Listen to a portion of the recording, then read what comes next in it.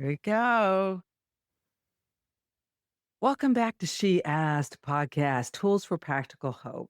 I'm your host, Anna McBride, and I'm so excited that you're here today. I'm joined by Christina Dwyer, the founder of Vitality Wellness and the creator of the Fearless Feminine Method.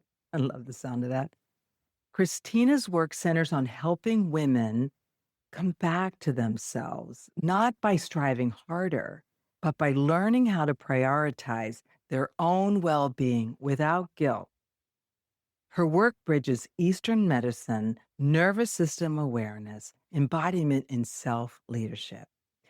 And what I can't wait to hear more about is how she speaks about women who are capable, driven, and outwardly successful, but internally they are exhausted and disconnected. And that sounds so familiar.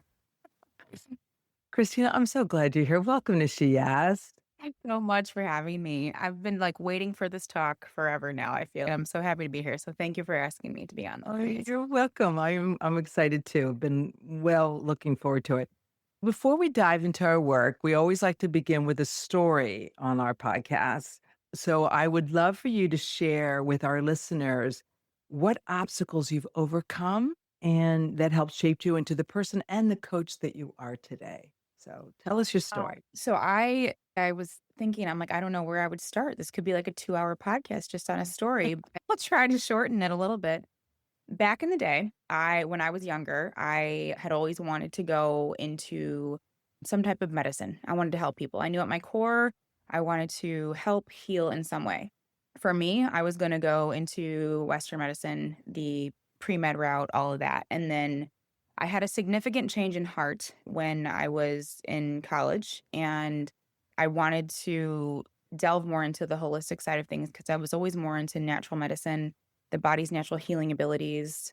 And I decided for a few reasons. I was under a lot of stress, and I also didn't agree with a lot of things that happened in conventional medicine. So it was a little bit twofold that I tried acupuncture myself in Eastern medicine.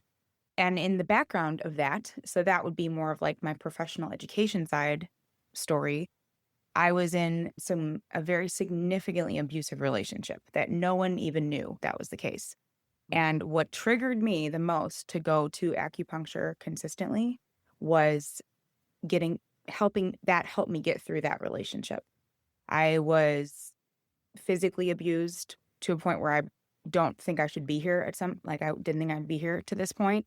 And it was interesting because an episode that happened brought me to an acupuncturist office.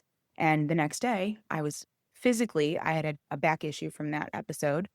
I felt almost 100%. So I was like, there's something here in this medicine that it clicked to help me change my route into a more holistic style.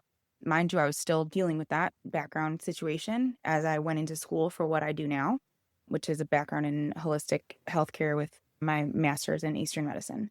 That pushed me into a more holistic route on how to learn how to heal the body. Then I had gotten into, how do you start a business? I'm going to fail. What am I going to do? I got to a point actually where while I was in that previous relationship, I actually was homeless for a little while. No one knew about that. And I was still trucking it to school by 7 a.m. and bartending at night. And then I'd hit the exams at 8 a.m. to get through the schooling process so that I can graduate and then hopefully get a job in what I do now. Fast forward a little bit. Thankfully, I was able to get back on my feet. So that was me at an all-time low, going to build myself back up while maintaining this facade of everything's okay. So I was already burning myself out. So think about self-abandoning at that point.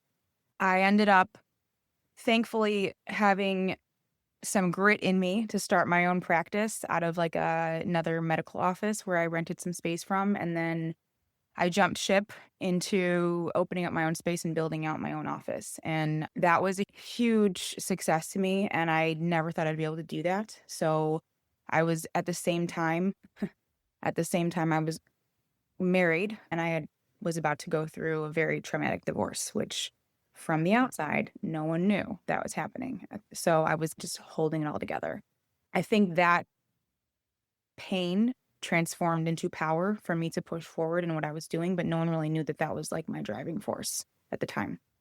Fast forward to a little bit more, I've now been in practice for 14 years this upcoming year, and it's been a journey. I get goosebumps as I talk about it because saying 14 years is wow. I can't, and it's crazy because I can't say that I'm where I thought I'd be or where I'd want to be, but I'm grateful for where I'm at right now. And it's been a journey of ups and downs, huge moments of personal development, huge feelings of failure, but then realizing there's no such thing as failure. Definitely moments of burnout, ups and downs taking care of my kids. I have two little ones. I have a 13-year-old boy and a 3-year-old girl. I'm a single mom on my own. Yeah, I feel like I've been through a lot of, I would say, life experiences that truly shifted my identity and made me hit a lot of rock bottoms. But I attempted to use those to catapult me forward. And I'm really grateful that in that process, I've been able to change my mindset, especially in the last, I want to say, 2, 3 years since actually we met at the retreat that we were at a while ago. And a little bit before that, I had started like why am I the way I am? How did I get into this type of medicine? Why am I doing this? What is this my purpose? And also a big thing was like when I'm in practice with women at my office, I see myself in them a lot and I see the past version of me. And then I see their potential and what they can be. And it inspired me then to create the Fearless Feminine method because I was like, I need to impact more women because if I've been through what I've been through and I can accomplish this and still keep going, even though I don't feel like I'm at the point, I don't feel like I'm ever at my highest potential. That's probably an issue I've got to work on. But if I can impact women in that way, like I want every woman to feel like this good at every moment in their life. Yeah. That's beautiful. What a beautiful story. Also, just so amazing what you've overcome to be here today. I can only imagine what gifts you bring to your clients, just in terms of perspective, and as well as what it means to survive. Okay. Yeah. And it sounds like what you're attempting to do, or what you are doing, not attempting, but are doing with your clients, is showing them how to move from survival to thriving. Loving. Yeah. Yeah. Wow. Through things that aren't small, like taking care of the nervous system, taking care of your commitments to yourself. These are not small things. And you had 2 children. Oh my gosh. Wow. Yeah. Wow. Yeah, they keep me going. That's for sure. Yeah, they're adorable. They're Thank adorable. you. Thank You know, you. you work with women who are high functioning, capable, and often very successful, tired and also disconnected. So tell me, what do you see as the common thread that runs through these women as they come to you? I definitely see women giving up prioritizing themselves Mm, and this like programming that I think at some point we're all subject to thinking we need to give to others before we give to ourselves, or we need to work harder to prove our worth. Or, yeah, I would sum it up with that that's a very common thread. And all of that heavy emotional baggage from that gets stored in our bodies. And that's where what I do at my brick and mortar office and what I do through like mindset work with my online clients, we have to transform that energy in some way. And because if it gets stored in our body, it creates actual physical disease, which is where I see wow. women who have hormonal issues can't get pregnant or are having trouble getting pregnant or just irregular cycles or high anxiety, insomnia, like all of these. Because I'll ask and I'll dig deep to like the root. I'm like, hey, what happened like back Mhm. in childhood that could have triggered you to grind and hustle and not stop and just be present and take care of you? So mention a little bit, you mentioned it, but I want you to get a little deeper. What are they carrying that they don't often see in themselves? Let's see. I think that they're not seeing their true potential and their power. They're not remembering how unique and special and worthy they are just as they are. They're trying to prove something in some way. And Okay. So they're performing I see as that opposed to seeing their worth. that was me. That was me for so long in survival mode, which Yeah. still struggle. I won't lie about that. So that's a common Mm. thread. Okay. Now, you've said that your work is about helping women come back to themselves. What does that actually look like in practice? I would say that when my patients, clients come back to me and they've told me how this is going to sound simple, but they're like, I said no to something this week. And I'm like, Yeah. yeah, right. They're like, "And I felt good about it." Because I'll have Mhm. these little sessions with my clients where, yes, we'll talk about your physical symptoms, and then I'll check in with them about their personal lives and what I like to call like the lifestyle counseling that we do in the lifestyle coaching. And they're like, I said no to this because it didn't feel good, like in my body. And I was like, bravo. That's the type of boundaries that's like you're prioritizing you, you're trusting yourself, and then you Yeah. fill up your cup from that. So that's just a small example. I love that. I love that. Learning how to prioritize you when they're so used to putting other people Yeah. first, caretaking for other people. What is it about women that we feel like we have to give care to others ahead of ourselves?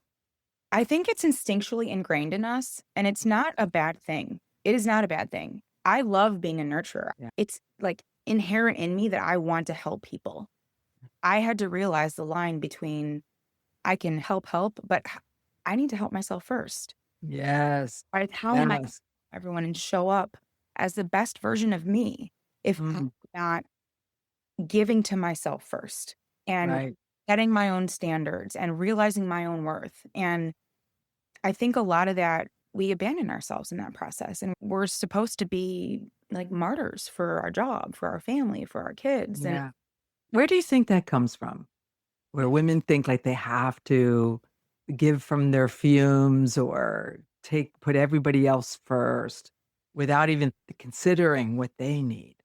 some may think that we're looked down upon if we don't, or it's to prove something to others, Okay. prove that Wow. we can be loved, prove that we're Mm. like some validation of some sort. I know that for me, I would be the savior, be the fixer. That was Yeah. in relationships. That was even in my work because I overgive and I'm like, I'm burning out. I can't be of service to anyone if I'm not good. Yeah. And you mentioned earlier that you talk with them about what they bring into their adulthood from their childhood.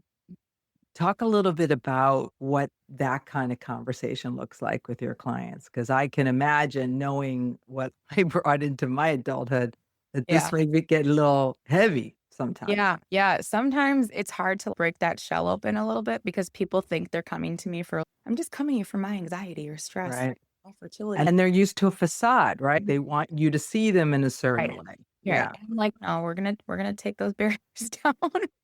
I think people are surprised by me asking that, like those things, but then when I explain it in a way of how our nervous system, like our subconscious mind stores things that affects our physical body, then Right. they understand, oh, I have to treat and heal and understand the root of this, or else I can't get to the potential and health that I want to get to in my mind, in my body, in my spirit, whatever the case may be. So, Successful women are not known for being vulnerable.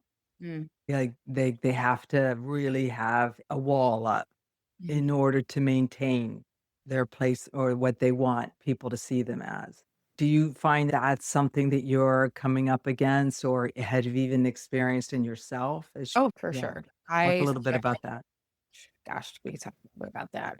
I felt that I was always in survival mode, and in order to survive, I had to be successful. And that put me always into what I like to call a more masculine energy.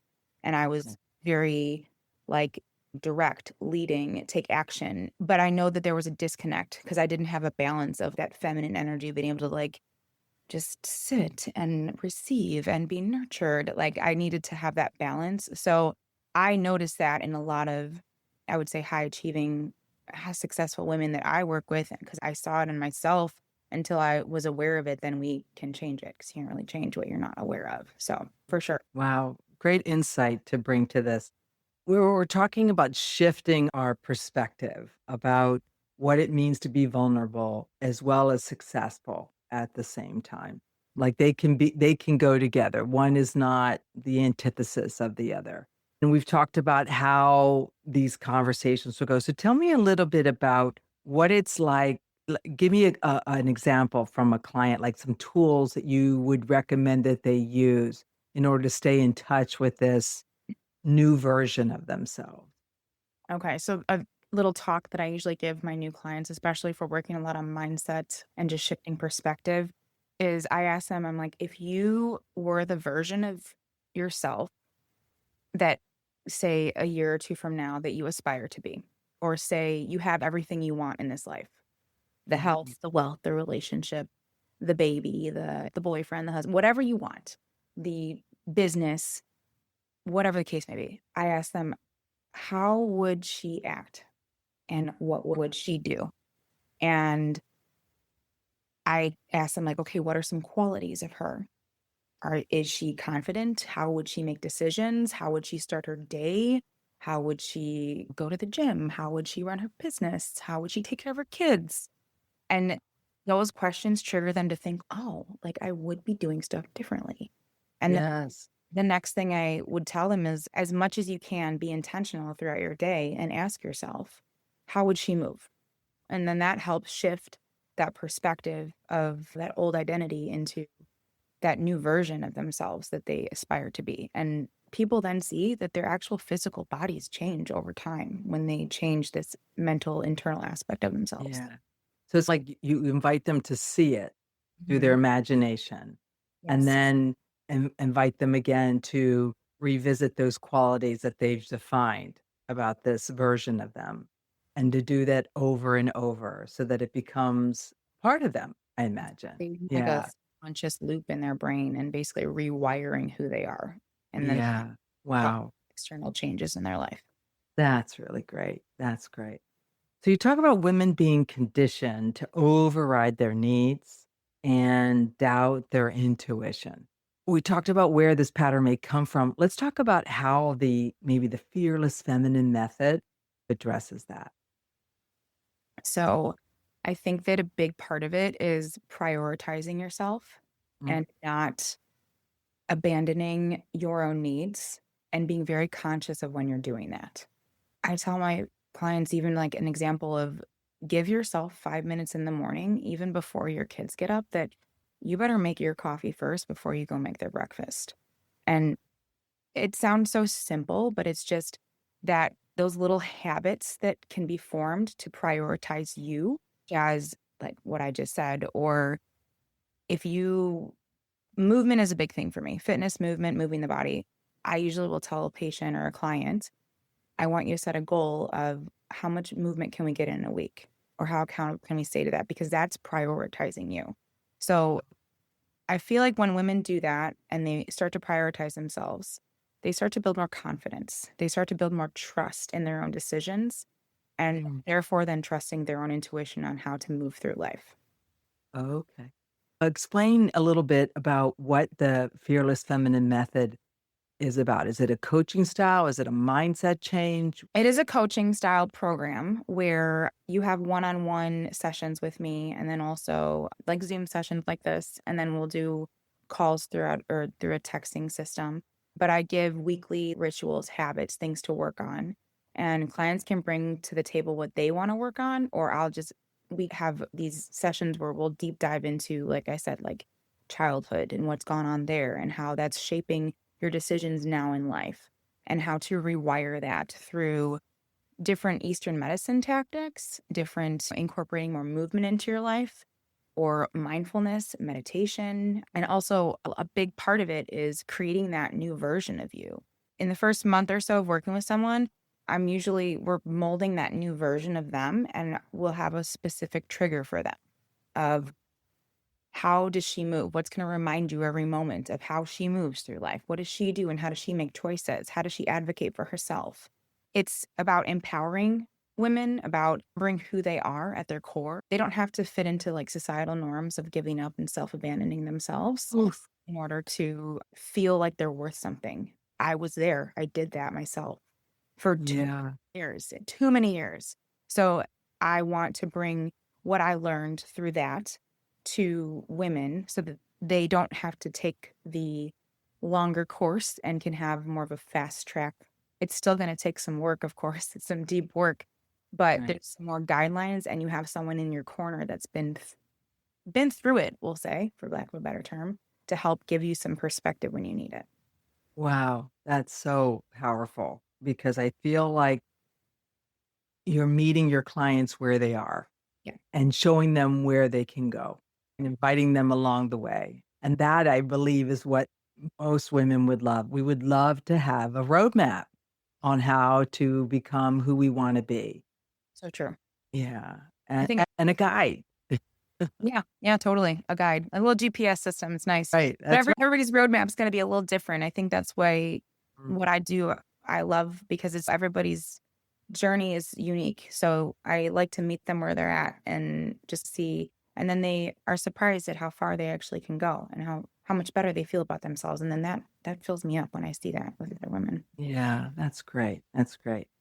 I love what you said about n- them not needing to fix themselves, that what they need to do is stop abandoning themselves. What are some ways women abandon themselves that feels normal or societally acceptable? I think that one of the biggest example is motherhood. A lot of women abandon themselves in motherhood. And I see that every day in my office. So And give me a couple examples of that. What would that look like? Motherhood. I have some clients that they won't come in because maybe they can't leave their kids for that long because it's too long. And actually, we've told them you can bring your kids in the office. I have no problem with that. So Oh, I'm like, we're low barrier to entry here for you to help heal yourself. There's things like that, or just not actively prioritizing their calendar for them versus over like their kids. Example, I have to use myself as an example because I can relate where I have created my own self-care schedule, being like my time at the gym and to do my meditation and whatnot before any of my kids' activities and mm, also my work schedule. And it used to be around. And I had a yeah. pretty demanding kid schedule and work schedule. So, I bet it took oh, some getting there. It took so some getting there. when I've Yeah. suggested that to patients and clients, they're like, "I could never do that." And I'm like, "Yes, you could. I could. If I could do it, you could too. Let me help Yeah. you. Let's just pick out how we can prioritize you 4 times a week in a day. Like, how can we do that? What feels doable to you?" What do you think women are most challenged with around that? Is it what have you been able to discover what that is that they are challenged to access? Guilty. I think they feel guilty. They Mm, feel guilty for taking care of themselves or investing in their own self-care and thinking it's a luxury, not an essential. And to be quite honest, wow. not a luxury, it is an essential. It's an essential to take care of you first. Yeah, isn't it Oh, something yeah. how we have, as women, have grown to devalue Yeah. our self-care? Mhm. And I know we've been encouraged by that, and yet at the same time, it's as Yeah. you mentioned, you can't give what you don't have. Yeah. You can't. Yeah, You can't pour and from the yet cup. That's what I say. Yeah. yeah, full cup. Alright, so you say that you don't just work with mindset, you work with identity and embodiment. Can you explain the difference between knowing something intellectually and actually embodying it? So we can be aware of things, but I think until we make active choices from that version of ourselves, then we're embodying it, if that Oh, makes sense. A patient needs to come to my office to get treatment. mhm. Did they actively make the appointment weekly and stay consistent and do it and embody their self care? That's the difference right there. That, It's almost like a bit of a discipline or a right. practice, It, right? yeah, it's a discipline to yourself. It's a discipline to yourself. Mm, Yeah. wow. Yeah, I know that was something I was challenged with. And you say that so many women say, "I know I should slow down," Yeah. but their nervous system doesn't know how to feel safe doing that. So, how do you help women move from awareness into regulation and embodiment?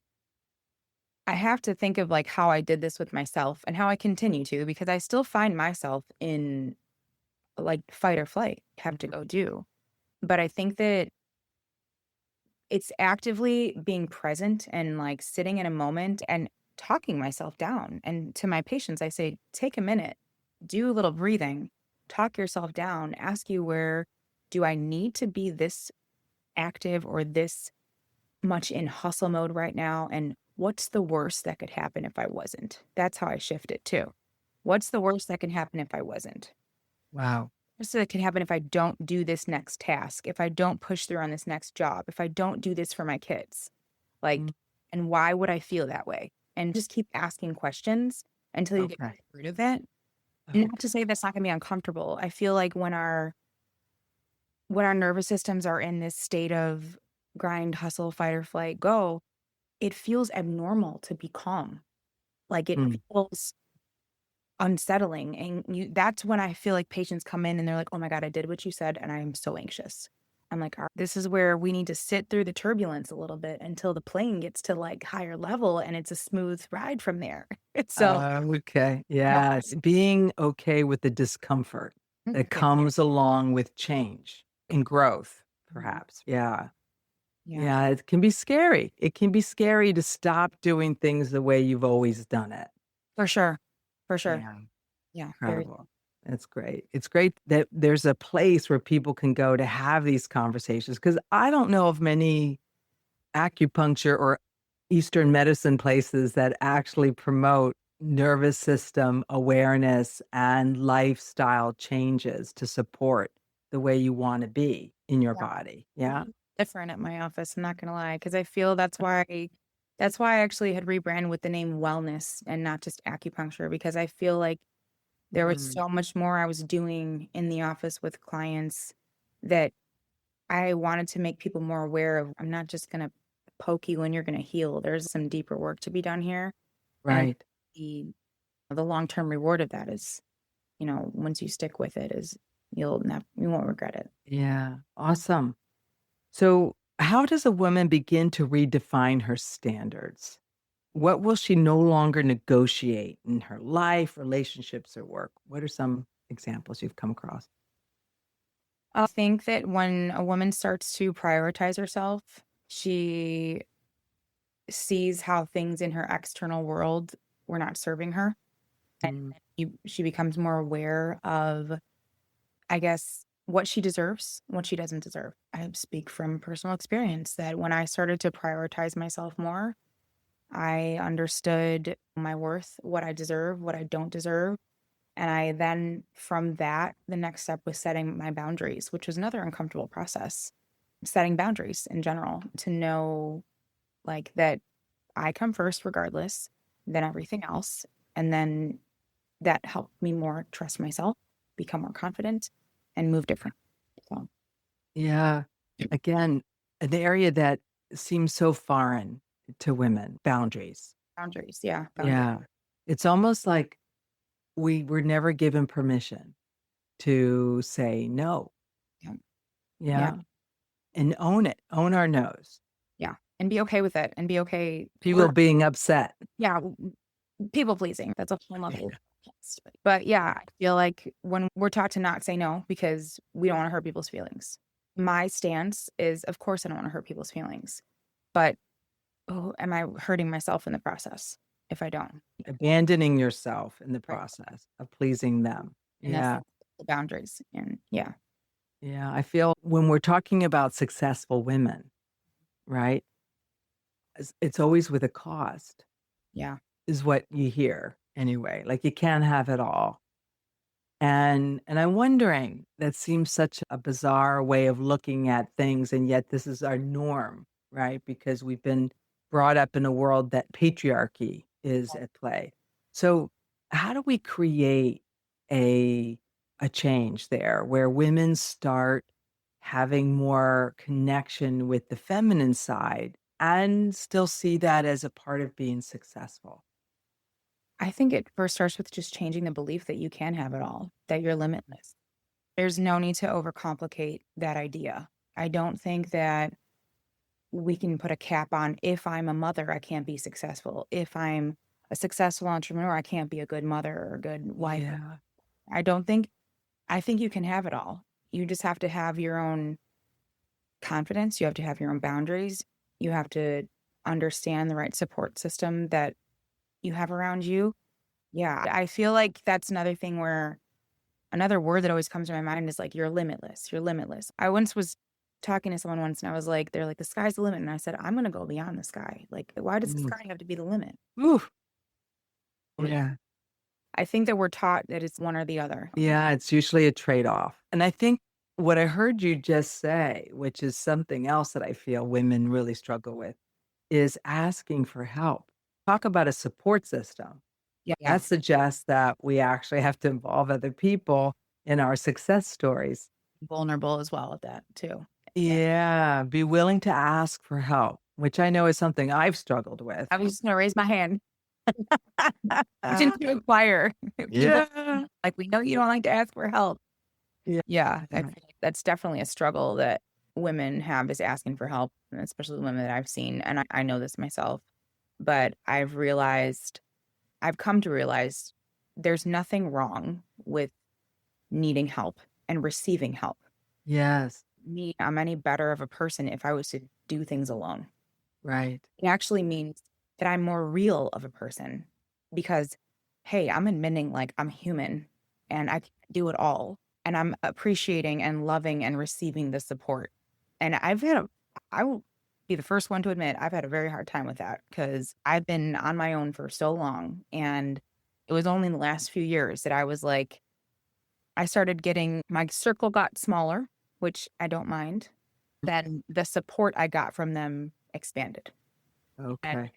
So it's I, probably learning what your real resources were, right, human resources, the ones that were reliable and the ones that were really not only reliable, but supporting you in the way that you want to be exactly. supported. Yeah. Yeah. And I find that's what I've had to do. I've had to pare down the ones that were not serving me and build on the ones that were. Yeah. And it begins by asking for help and involving them because I feel like that's something that we overlook as women Yeah. is that it's not a failing or failure to involve other people in your success story. So Yeah. Yeah. I feel Wow. like we're always asked, people like, how are you? And everyone's, I'm fine. I'm okay. Yeah, I'm great. And Mhm, the mhm. scenes, they're like dying inside. They're Right. struggling. But It's a I performance, right? That's the performance we want talked to know, about.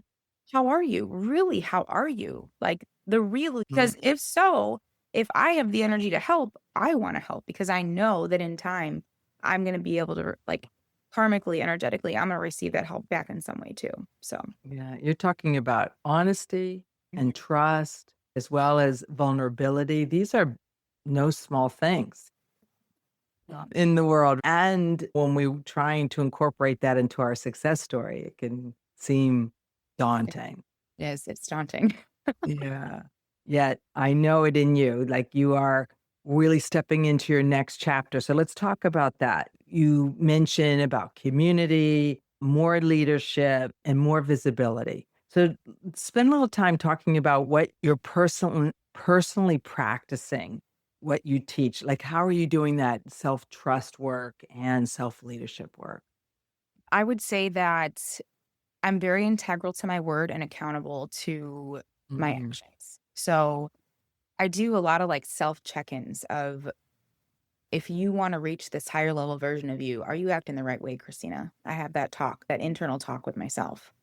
Okay. Would you tolerate this? If you really truly loved yourself, would you Mm. tolerate this and go through this experience or make this choice? That's a big thing that I'm working on even more. I invest a lot in my own self-care, my own traveling, my own fitness journey, which has been huge for me too, because I'm very much into movement is medicine. And I feel like that's been one of the best medicines to keep my nervous system in check. And that's when I get the most, I would say, intuitive thoughts and ideas and creative ideas for business, even too. I would say in store for me personally, I'm really focusing on investing more in myself. And I think another thing that comes to mind is we touched on this a little bit, but feeling safe wherever I'm at. Because that was something that each year I have a word that I like want to focus on. And this year I realized like I've struggled a lot of the roots of my own issues w- were because I didn't feel safe at any point in life. And I would Okay. be in survival mode and not feel safe. So I've been consciously working on personally that you're always safe, you're always supported. things always work out for you, and there's no need to be fearful, which is, again, why I named my program Fearless Feminine Method. Okay. So what is your word for 2026? Safety. Safety. That's a great word. It certainly is a part of what I would think of we would need when we're talking about our nervous system. For sure. And we have to do that self-talk, don't we? In order for our nervous systems to grow and trust that we can take care of it. Right? Yeah, to move from survival You can to thriving. Yeah. Wow. Outside of these personal practices that you're doing, what are some things that, our listeners can look forward to seeing coming from you this year? So I'm planning on creating more events, actually Mm. in-office events at my brick and mortar business, Vitality Wellness in Park Ridge. I'm also in the midst of creating, I want to say like a community group. I haven't really come up with an exact name for it yet, but I want a space where women can join me and we can talk about these types of things, how to prioritize themselves, how to practice better self-care, and just ideas and things that come to them that maybe I've had life experience with that I can help them with, or they need other women that are supportive in that community. So I want to, at some point, create an online community through the Fearless Feminine Method for people to join. I definitely am doing a lot of like cross collaboration with like other wellness inspired individuals that I really love. So there's a lot.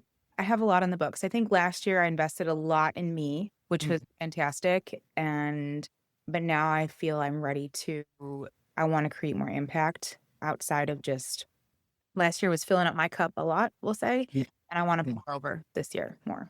Yay. I can't wait to see what that looks like. Because I've heard so much about the programs you have there at your office. They are very interesting, and I can only imagine they're just gonna continue to be like that. Sure.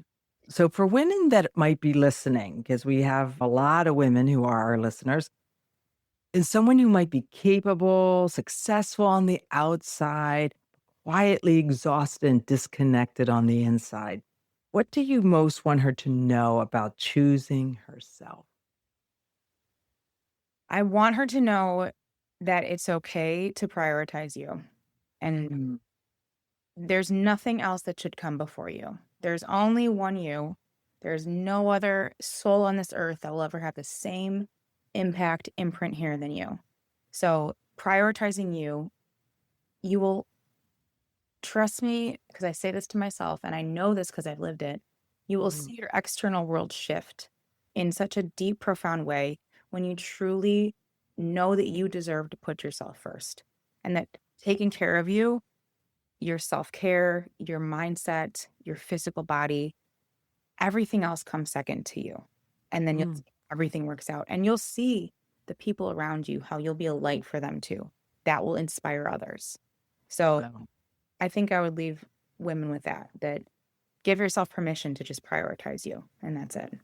I love that. I love the idea of us putting ourselves first, like we matter. And I can hear like that is something that we don't think about. Again, going back to permission, right? We don't give ourselves permission to put ourselves first. And I'm grateful that you're carrying that message. So for the people who want to learn more about the Fearless Feminine Method or what all the goings on at your brick and mortar, right? Vitality Wellness. Tell my listeners how to get a hold of you. So you can follow us on Instagram. Our business page for Vitality Wellness is Vitality Wellness 1111. You can also follow my other personal page, which has more fearless feminine ideas on it, which is XtinaD_Wellness Queen. And then our website, which also has Fearless Feminine Method info on it, is vitality-wellness.net online. Awesome. Awesome. Great. I want to thank you for joining me on She Asked podcast. It's been a pleasure chatting with you as always, Christina. And for everyone who's listening, thank you for tuning in to She Asked, where healing meets practical hope. And until soon, be well.